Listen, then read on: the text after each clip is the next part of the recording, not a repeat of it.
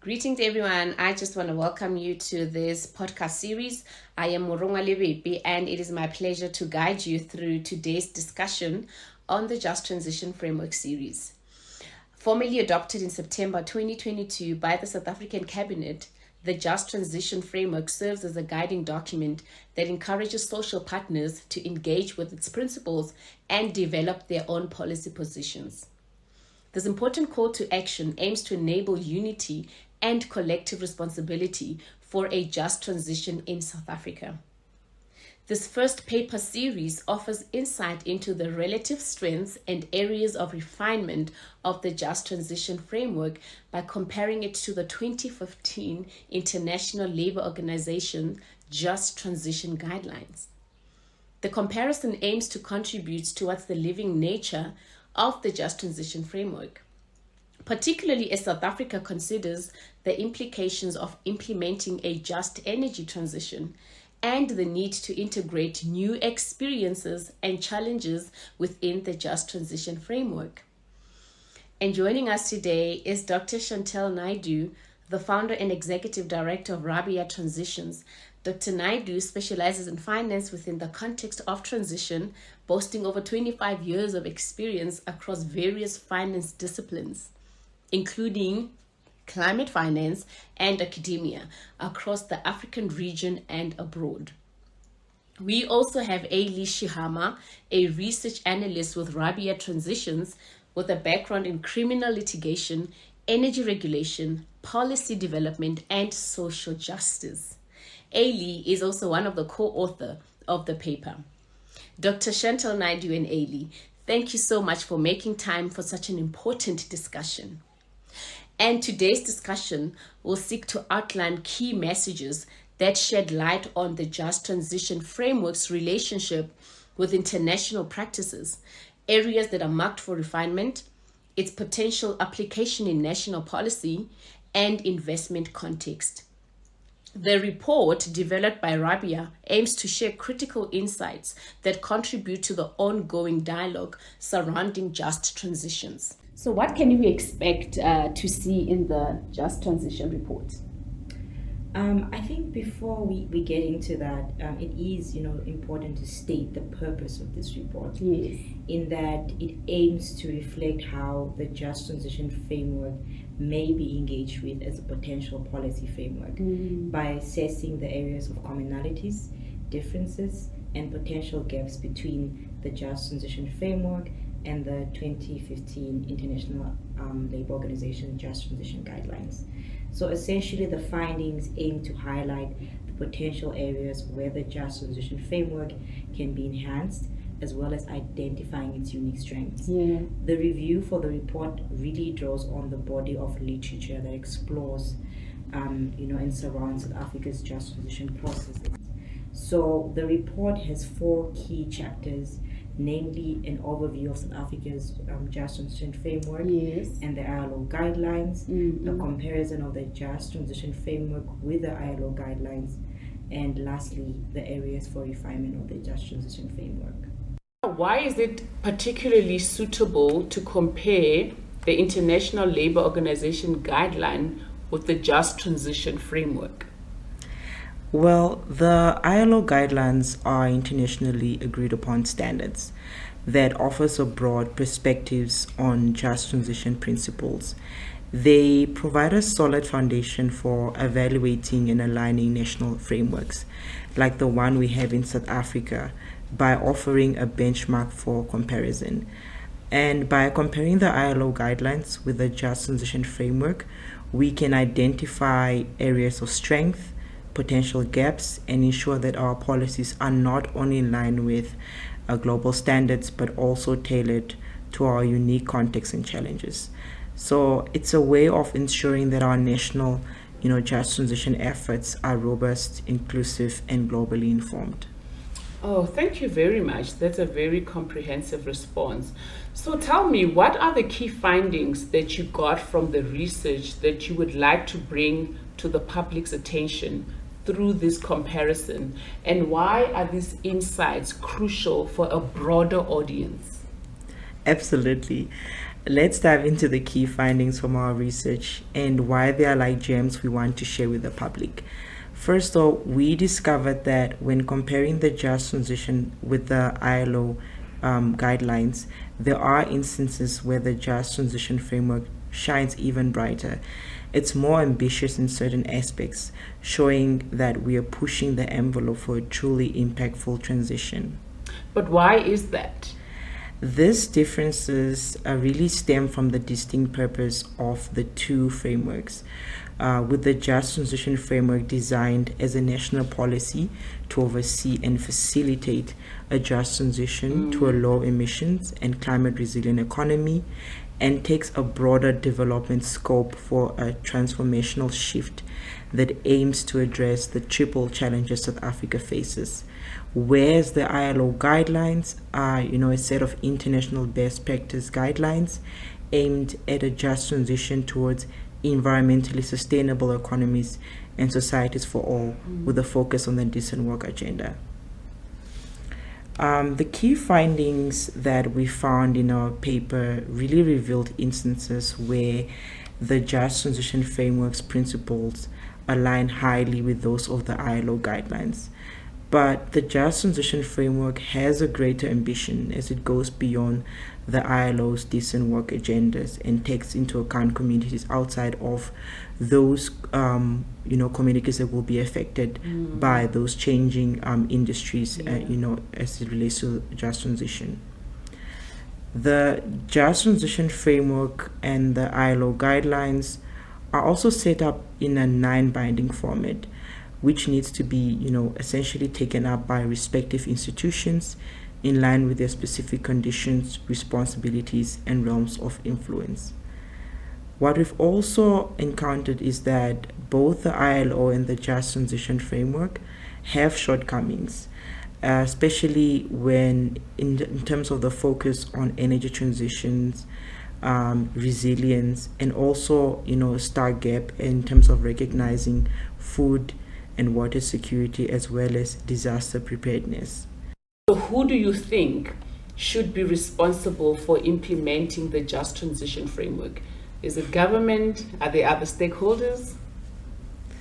That's really $1 million question. I think when it comes to implementing the Just Transition Framework, the responsibility is not a solo act. It's more of an ensemble cast. Of course, government plays a pivotal role.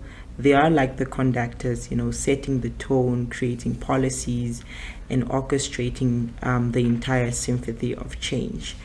The Just Transition even acknowledges this by stating that the role of stakeholders is essential to ensure that people have agency in the design of policies and programs in line with the specific conditions, responsibilities, and realms of influence based on the visions and principles and interventions of the Just Transition Framework. But here's the beauty of it. It's not a one-player game. Yeah. Other stakeholders, including businesses, labor unions, communities, and civil societies, are like the different sections of the orchestra. Each brings its unique instruments and expertise to create that harmonious transition. For example, government provides the overarching structure, but businesses are crucial for job creation and innovation. Labor unions ensure that workers' rights are protected. Communities, add that local flavor. And civil societies make sure that we're on the right track. So imagine the Just Transition as a grand concert. For it to be a masterpiece, everyone really needs to be in tune, contributing their part. It is a collaborative effort where each stakeholder's role is vital. After all, a just transition isn't just about changing policies, it's about changing lives and making sure no one is left behind. And that requires a collective effort and commitment. What are the relevant government departments, according to your knowledge, that should be at the forefront of implementing this policy? Based on our analysis, it will be really beneficial to have key departments such as those responsible for health, social development, employment and labor as, for example, part of the the Presidential Climate Commission's processes. That is just in order to initiate that discussion and have a one government voice around those issues as it relates to social protection, employment, and health impacts as well. Thank you very much.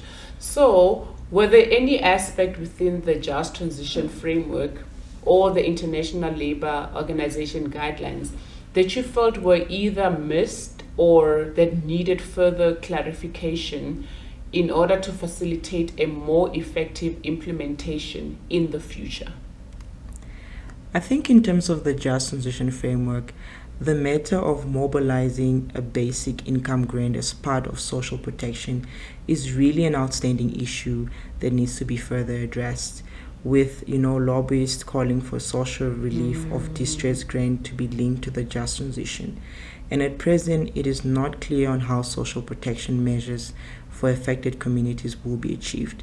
However, the Presidential Climate Commission has stated that there is further work that needs to be undertaken to define the scope and structure of these social protection measures in the context of South Africa's fiscal constraints. Furthermore, I think what is also not clear is on the formalization of the Just Transition in the planning process, especially within government. I think this is a very important aspect to consider, and it is imperative that the Just Transition Framework aligns through government engagement to facilitate a one government voice, as previously said. And by having those engagement of key sector departments, this is also backed up by the ILO guidelines, which state that governments, employers, and workers are not passive bystanders, but rather agents of change who are able to develop new ways of working that safeguards the environment for present and future generations, eradicate poverty, and promote social justice by fostering sustainable enterprises and creating decent work for all. So today marks exactly 1 day away from concluding talks of COP28, which is currently taking place in Dubai. And one of the discussed topics at the COP28 is financial support for vulnerable countries coping with climate catastrophe. Is there any point that you'd like to share with us concerning financial for climate? It's a painful topic because developing countries and small island states and the most vulnerable have been fighting for years for that financial support to be forthcoming. There has been efforts made over the years, but those efforts are not nearly at the level in terms of quantity that it needs to be at to represent, a significant help. Also, there are issues around when and how that money is made available. So it's been a constant fight over many years. I was at the COP last year, COP27, and one of the things that I personally battled with was how undignified those financial conversations actually became, because it's enshrined in the Paris Agreement and in the heart of the UNFCCC founding documents that developed countries have to contribute to the resilience and climate response of developing countries. So it's enshrined. I say undignified because after so many years, the relationship is still very much of we will get the funding, but on the terms and conditions and in the way and access that it suits the developed countries. So I find it quite challenging to talk about the financial support, and that's not to say that there's many good efforts that have been made by developed countries and by developing countries to try and find a middle ground. But given the urgency and the scale of response that's needed, one would not expect this constant negotiating around the flows. It should be easier. It should be more dignified. So that would be one of my comments on the financial support aspect. So the Just Transition Framework, which is our conversation today, might be useful. I want to say will be useful, but it might be useful in how it falls into that discussion. Okay, thank you very much for that elaborative response. So what is South Africa's vision of a just transition, considering also South Africa's social economic status? Do you believe that is something that we can achieve as a country? We can achieve it with difficulty. because our baseline that we're working off, the principle of a just transition, has to recognize that there is already a very unjust economic base. That is true. So we have high youth unemployment, we have high general unemployment, we are struggling in terms of our growth trajectories in the year ahead. So in the midst of struggle, there are compromises that are being made, has to be made, just to be practical. True. So the just transition in its current framing represents a equitable and inclusive response to the climate response.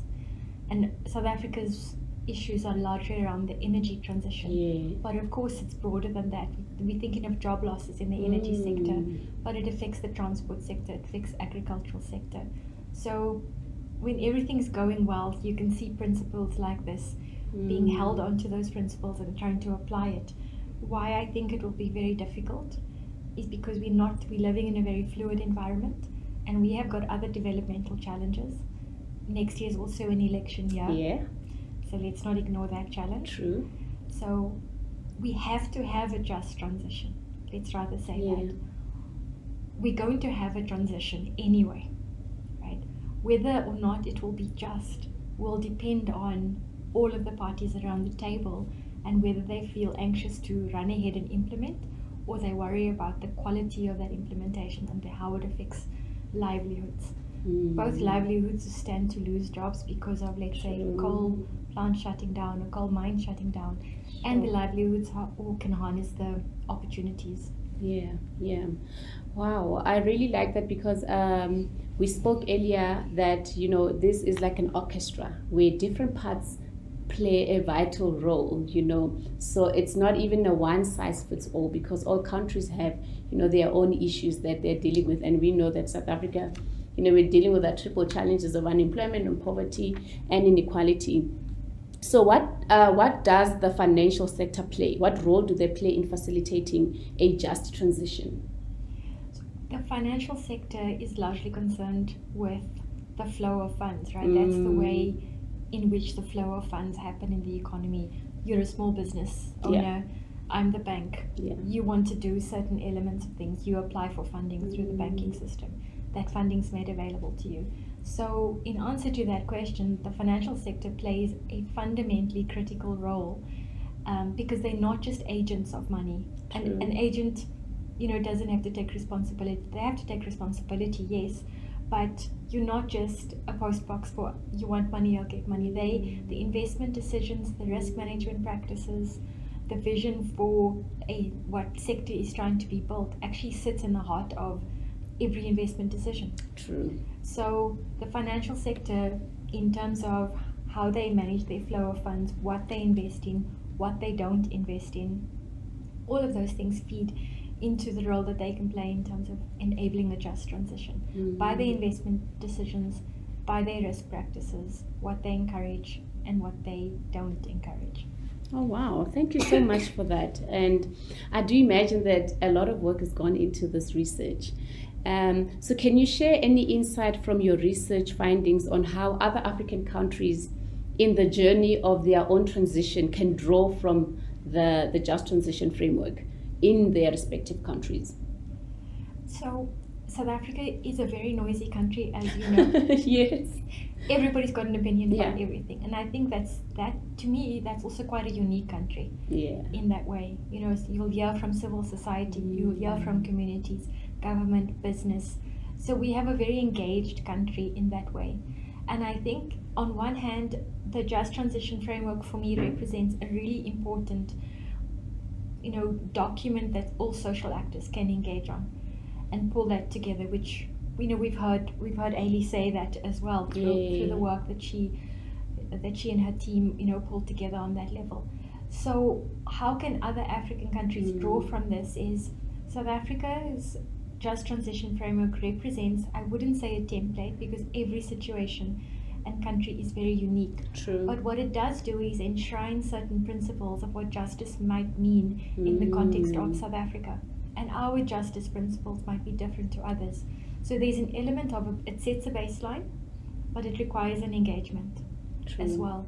And if the call to action, as the JTF represents for all social partners to interact with it and come up with different policy positions, then I would say that there's a lot to draw from, not replicate. Minister Creasy, last year at COP27, one of the South African positions was to say, we've developed this just transition framework. It might be useful for others to see as an example of what you can also develop in your own country. Yes. The Presidential Climate Commission that brought it to Cabinet last September and led a process to create it have also started work on an implementation plan around it. But I think, you asked Ailly the question earlier about who owns the just transition framework, Exactly. whose responsibility is it to implement. True. So my view on that one is that it's everybody's, right? It's not up to the PCC, it's not up to Cabinet. It's the kind of, it's almost setting a vision that everybody's got to find their part to play in it. And if that vision can be created in other countries, that it's something that we all adhere to, and subscribe to rather, then there's a lot that can be learned from it. Yeah. Oh, that's very interesting because we live in such an unjust society in country that it's usually the one at the bottom of the food chain that take the brunt of all these changes and policies that have to trickle down. But I just want to thank you so much for such an incredible paper and the work that Rabia Transition has put into publishing this paper, and the co-authors also researchers who worked on this paper. So do you want to let your listeners know who is Rabia Transitions and what is your vision and where do you see yourself in the next 10-20 years? Wow, thank you, Morongwa, for that question. That's a sneaky one that you just snuck in there at the end. So yes, Rabia Transitions Initiative is a non-profit research company. We started up in May 2021. So Rabia's core is about working towards a just and inclusive financial system in the midst of responding to the challenges such as climate, sustainability, biodiversity, and to bring dignity into that response as well. Dignity in remembrance of what people need as opposed to what the financial system can do according to their rules. Because that's quite different, Precisely, it's very different. So our work is threefold. We try to work with key financial actors to be able to think with them and be a thinking partner on some of the issues they're grappling with and how do they respond to the climate challenge, introduce a just transition lens with them. It might be a financial mechanism design, it might be a policy design, it might be a ad hoc piece of research. And in addition, this paper, for example, was initiated by a question that a colleague in Treasury posed to us. Like, how does the just transition compare to the ILO guidelines? Wow. They were keen to know that, and in conversation with them, we did that, and we were grateful for their review of the document as well before it was published. And the second thing we're trying to do is to build a basis for dignity in the financial sector. And that means how we do finance has to be dignified. It's not just on the part of the banks and the insurers and others that lend funding, to meet their requirements. The question that needs to be asked is, are you meeting the needs? Because that would represent a dignified response to the challenges of our time. And the third pillar, which we'll be building out next year some more, 2024 some more, would be around basically promoting data as a basis for action. If you and I are on different levels in terms of what we understand about a situation, because of data shortages, we're not going to be able to have a productive exchange and think through that. So we're trying to focus on what kind of data would improve the ability for people to have a conversation from different constituencies. So I hope through our work at Rabia we can build out this model in the next few years, representing a resource hub both to policymakers, to funders, to communities, and help the quality of that conversation, which is ultimately the start of designing solutions or designing responses, to be that. So that's where I see us going, deepening what we've done, and also being a space for early career researchers to find a home to do this kind of work. It's very it's work that's a little bit of legal and science and finance and all of those things together. And with all of those different influences, hopefully, we can think differently. We can think about multiple things at the same time. And through that, come up with our core of the financial system being a just and equitable space. Yeah. Thank you so much. I'm definitely looking forward to seeing the amazing work that you continue to do. So finally, looking ahead, Ailly, where do you envision the application of the Just Transition Framework? I think just taking it back to my previous thoughts, the Just Transition Framework acknowledges that the role of stakeholders is essential to ensure that people have agency in the design of those policies and programs in line with the specific conditions, responsibilities, and roles of influence based on the vision and principles as well as interventions as articulated in the Just Transition Framework.